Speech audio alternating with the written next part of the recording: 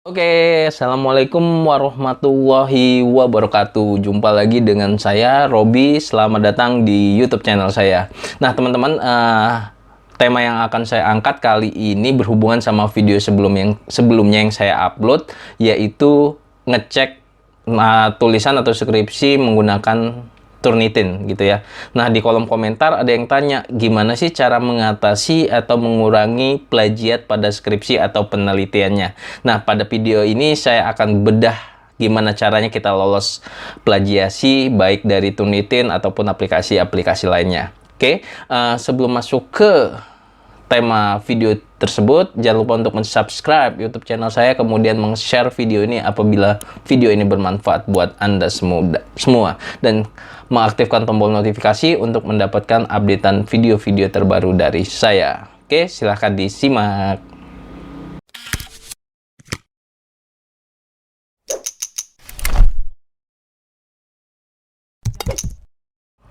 Oke, teman-teman, seperti yang saya jelaskan di awal tadi, berhubungan dengan video yang sebelumnya, saya akan coba jelaskan dulu plagiarisme itu apa atau plagiasi itu apa gitu ya.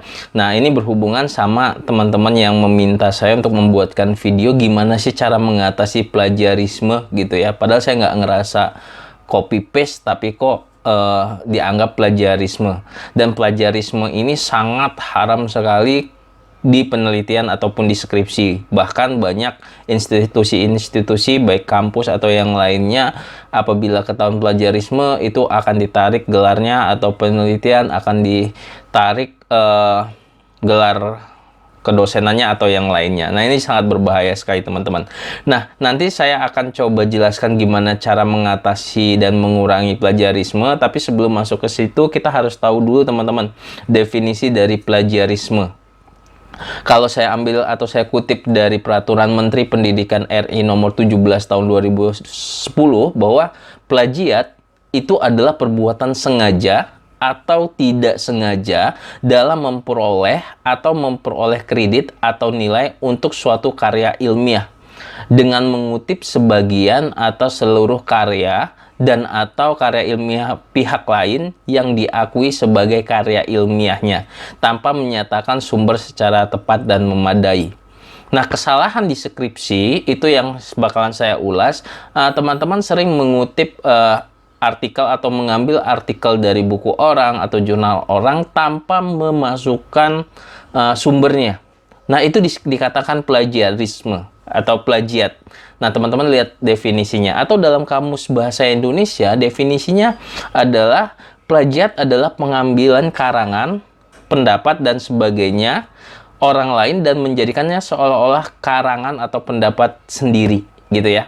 Jadi sekali lagi, teman-teman, kasus yang sering kita temui tidak hanya di skripsi, di publikasi di jurnal, itu biasanya kita mengutip teori atau sumber itu tanpa memberikan referensinya atau sumbernya dari mana. Itu yang sangat fatal sekali. Nah, ini ada ruang lingkupnya, teman-teman. Ruang lingkup plagiarisme itu kita bisa buat poin per poinnya. Yang pertama adalah mengutip kata-kata atau kalimat orang lain tanpa menggunakan tanda kutip dan tanpa menyebutkan identitas sumbernya. Biasanya di skripsi kalau kita ngutip, ada yang namanya citasi. Nah, citasi itu akan dilinkkan ke referensi atau di daftar pustaka. Nah, itu sebenarnya boleh. Tapi bingung juga kalau kita misalnya ngecek pakai aplikasi Turnitin gitu, yang nanti saya jelaskan setelah ini gitu ya. Yang kedua, ruang lingkup plagiarisme itu adalah menggunakan gagasan, pandangan, atau teori orang lain tanpa menyebutkan identitas sumbernya. Nah, itu sebenarnya mirip-mirip. Yang ketiga, menggunakan fakta, data, informasi milik orang lain tanpa menyebutkan identitas sumbernya. Kemudian yang keempat, mengakui tulisan orang lain sebagai tulisan sendiri. Yang kelima, melakukan frase atau mengubah kalimat orang lain ke dalam susunan kalimat sendiri tanpa mengubah idenya, tanpa menyebutkan identitas sumbernya. Dan yang keenam, menyerahkan suatu karya ilmiah yang dihasilkan dan atau telah dipublikasikan oleh pihak lain seolah-olah sebagai karya sendiri. Nah, sebenarnya dari 6 poin ini, teman-teman, yang mengidentifikasikan bahwa itu plagiarisme adalah tidak memberikan sumbernya yang jelas. Kita boleh saja mengutip, kita boleh saja membuat frase, tapi harus memberikan sumber dari mana tulisan tersebut, gitu ya. Nah, pertanyaannya gimana sih cara mengatasi plagiarisme itu secara umum ya? Mengatasi plagiarisme secara umum kalau beberapa tahun yang lalu memang sulit untuk mengecek plagiarisme ini, teman-teman. Gitu ya. Dia harus manual. Jadi kita nggak mungkin membaca semua tulisan orang, semua buku orang, dan seterusnya. Gitu ya. Itu sangat sulit. Bahkan kalau kita lihat berita, banyak kasus gelar profesor atau gelar doktornya dicabut karena terindikasi plagiarisme atau memang benar plagiarisme saat ini gitu loh. Jadi teman-teman kalau misalnya udah memegang gelar S1 ketahuan 10 tahun yang akan datang, nah itu akan dicabut gelar kesarjanaannya.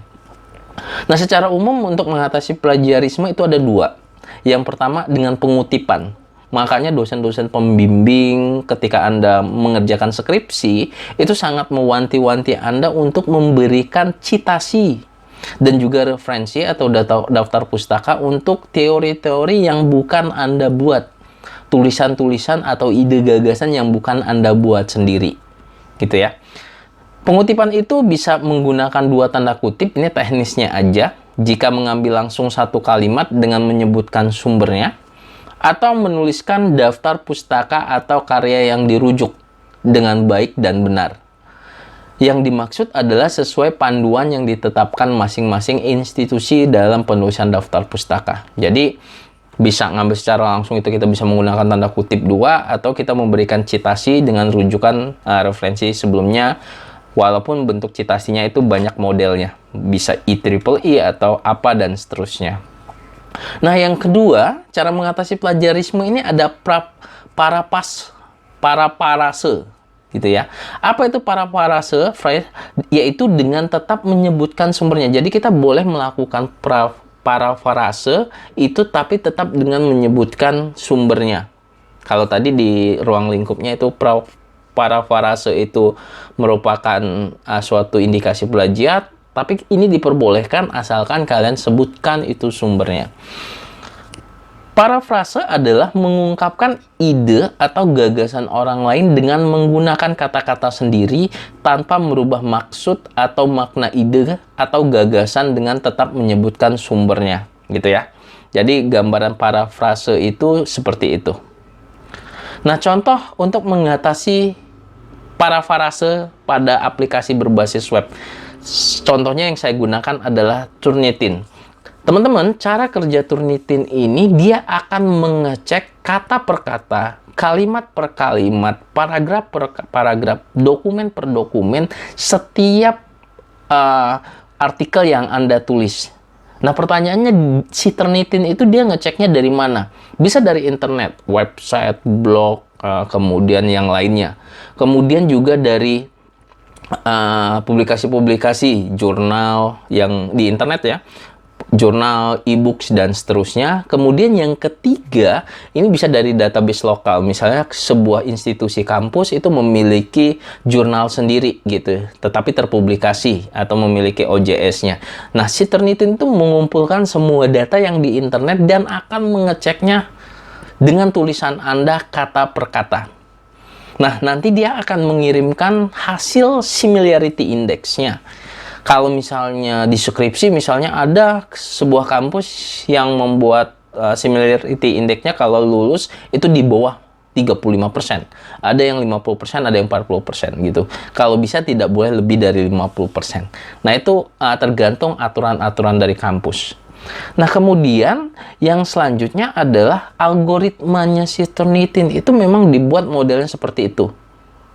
Sekali lagi, yang ngebaca sistem, teman-teman. Makanya, kalau untuk lolos atau ingin lolos melewati program Turnitin itu, kamu bisa melakukan teknis parafrase tadi.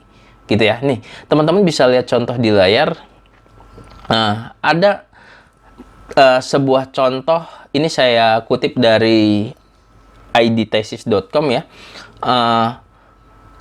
Teknik parafrase untuk program Turnitin. Misalnya kalimat aslinya seperti ini. Kalau misalnya Anda mengutip teorinya, sebuah kejutan di bidang realita maya atau virtual reality terjadi pada tahun 1961 dengan kemunculan sensor Manya Halley, gitu ya.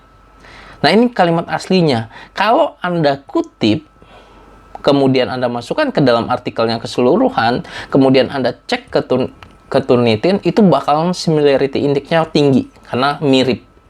Nah, mengatasinya gimana? Ya dengan cara paraphrase ini, yaitu dengan cara menulisnya seperti ini.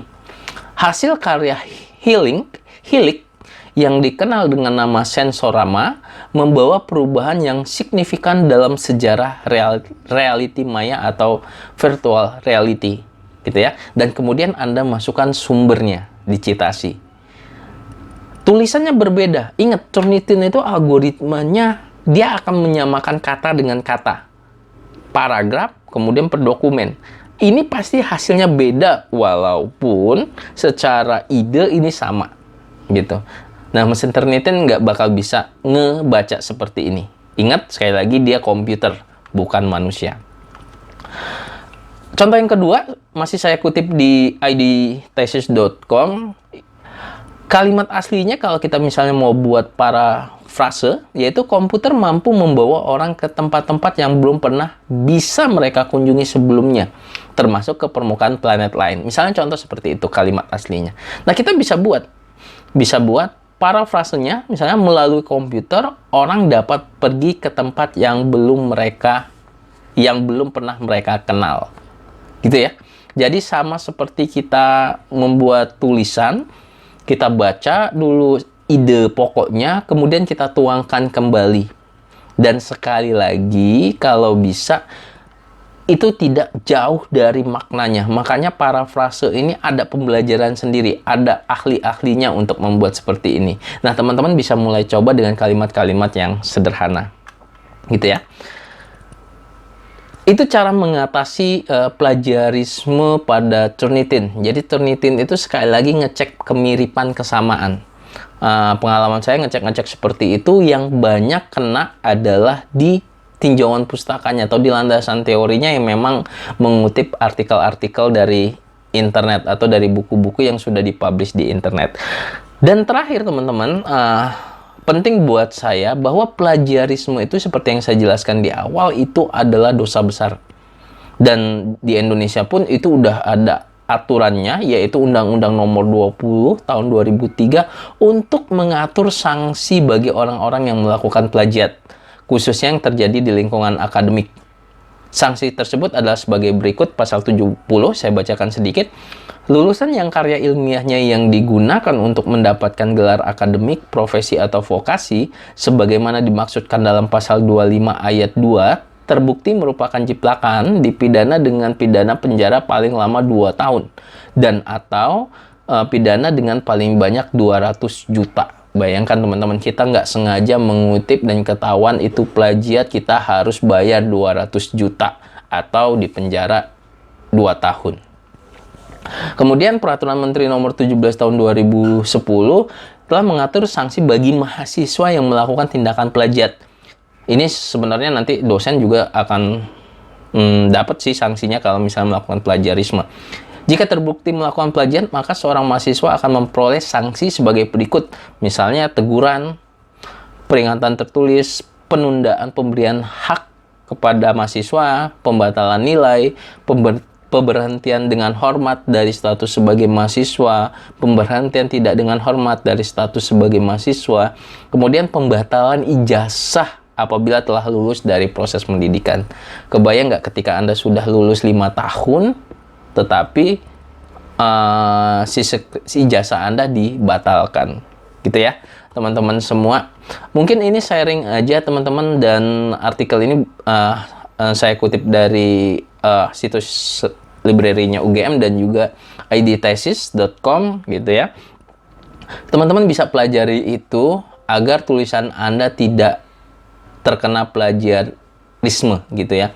Dan itu sangat berbahaya sekali. Nah, kalau teman-teman misalnya mau aman untuk sebelum mempublikasikan skripsinya atau mau sidang skripsi, Anda harus cek dulu skripsinya. Nah, teman-teman bagi yang mau ngecek nanti bisa email saja. Di deskripsi video saya ada email saya. Nanti saya coba untuk membantu mendeskripsikan, cek plagiarisme dari tulisan-tulisan Anda.